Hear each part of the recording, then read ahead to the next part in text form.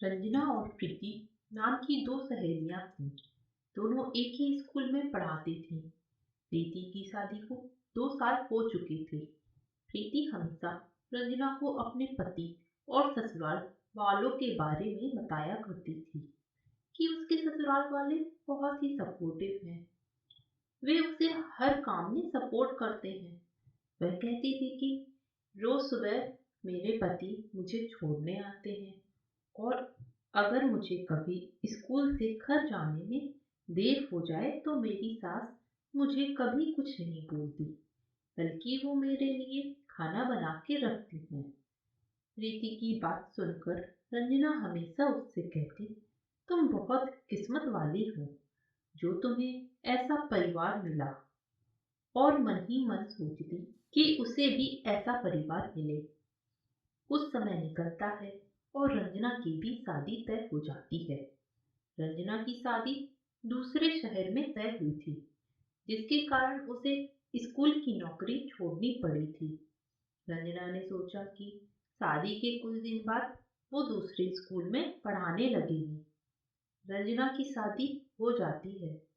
शादी के 10-15 दिन तक तो सब ठीक चलता है।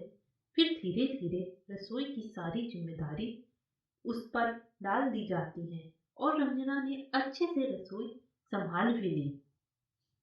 एक दिन रंजना ने अपनी सास से कहा, माँ जी, मुझे पास ही के स्कूल में नौकरी मिली है। मैं स्कूल में पढ़ाना चाहती हूँ। यह सुनकर रंजना की सास बोली, अरे बेटा, तुम्हें नौकरी करने की क्या ही जरूरत है। तुम अपनी घर गृहस्थी संभालो और इस घर में तुम्हें किसी भी चीज की क्या ही कमी है जो तुम्हें नौकरी करनी है। फिर रंजना बोलती है कि माँ जी, कमी तो कुछ भी नहीं है, लेकिन मुझे पढ़ाना अच्छा लगता है, इसलिए मैं स्कूल में पढ़ाना चाहती हूँ।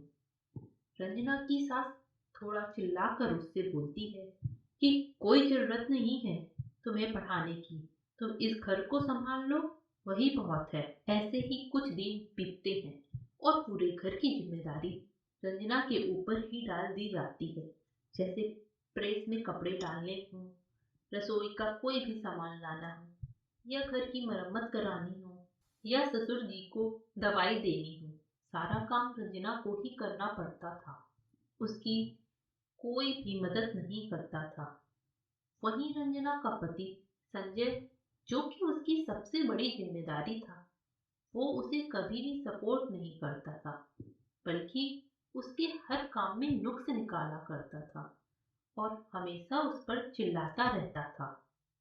उन दोनों के बीच हर दिन ही लड़ाइयाँ होने लगी और उसके घर वाले भी संजय का ही साथ देते थे और हर बात पर रंजना को ही दोषी ठहराते थे। उस घर में रंजना की दशा बस एक काम वाली के जैसे हो गई थी। यहाँ तक कि रंजना की अपनी माँ भी रंजना को यही समझाती थी कि बेटा, यह तो लड़की का जीवन है, हर घर में थोड़ी कहा सुनी तो होती ही रहती है। इस समाज में रहना है तो तुम्हें यह सब तो सहना ही पड़ेगा। इन सब में रंजना को सबसे ज्यादा बुरा संजय का व्यवहार ही लगता था।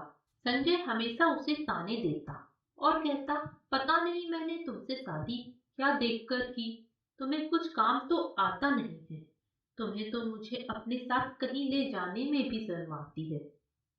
अब तो संजय ने रंजना को मारना भी शुरू कर दिया था। एक दिन रंजना के चाचा ससुर उनके घर आते हैं और उसकी सास को संजय की कुछ तस्वीरें दिखाते हैं, जिसमें वह किसी दूसरी लड़की के साथ था। संजय चाचा जी के दोस्त की ही कंपनी में काम करता था।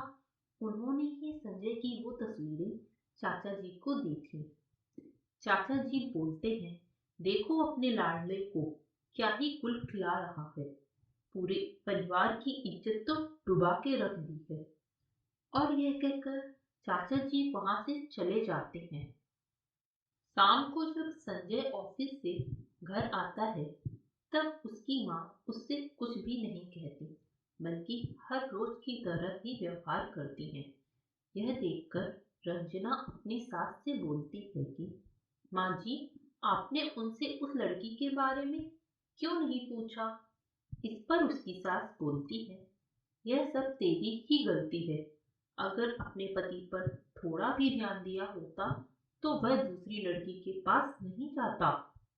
एक काम तो ठीक से कर नहीं पाती और पति को भी संभाल नहीं पाई। यह सुनकर रंजना के अंदर जो इतने दिनों का गुब्बारा भरा हुआ था वह फूट जाता है और वह अपनी सास से बोलती है कि मैंने इस घर के लिए क्या नहीं किया। घर की पूरी जिम्मेदारी मैंने उठाई, आप लोगों की सेवा की, यहाँ तक कि अपनी नौकरी भी छोड़ दी, और आपको अभी भी मेरी ही गलती नजर आ रही है। यह तो आपकी परवरिश है जो आपने अपने बेटे को दी है कि उसे औरतों की इज्जत करनी नहीं आती। आपने ही सही समय पर अपनी जिम्मेदारी नहीं निभाई और ये उस सभी का नतीजा है। ऐसे परिवार के साथ मुझे भी संबंध नहीं रखना है। मैं यह घर छोड़कर जा रही हूँ। आप अपनी जिम्मेदारी खुद ही संभालिए। यह सब सुनकर संजय उससे बोलता है कि अरे कहाँ जाओगी तुम? यह समाज तुम्हें ही गलत समझेगा। इस समाज में लड़का चाहे कुछ भी कर सकता है और बदनामी लड़कियों की ही होती है।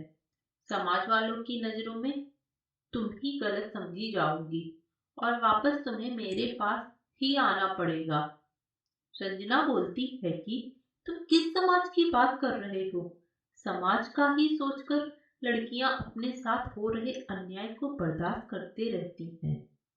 मैंने भी बहुत समय तक बर्दाश्त किया, लेकिन अब मैं यह और नहीं सहूंगी। मैं अपनी जिंदगी अब और खराब नहीं होने दूंगी। मुझे किसी की भी जरूरत नहीं है, ना आप सबकी और ना ही अपने पीहर की। मैं पढ़ी लिखी हूँ और खुद इतनी सक्षम हूँ कि अपना ध्यान रख सकूं। यह सब बोलकर रंजना घर छोड़कर चली जाती है। फिर रंजना एक अच्छे स्कूल में पढ़ाने लगती है और अपनी जिंदगी हंसी खुशी व्यतीत करती है। आज भी न जाने रंजना की जैसी कितनी लड़कियां हैं जो समाज के डर से उन पर हो रहे अन्याय को सह रही हैं। कहीं ना कहीं हमें समाज की यह सोच बदलनी होगी और लड़के लड़कियों को बराबरी की नजर से देखना होगा।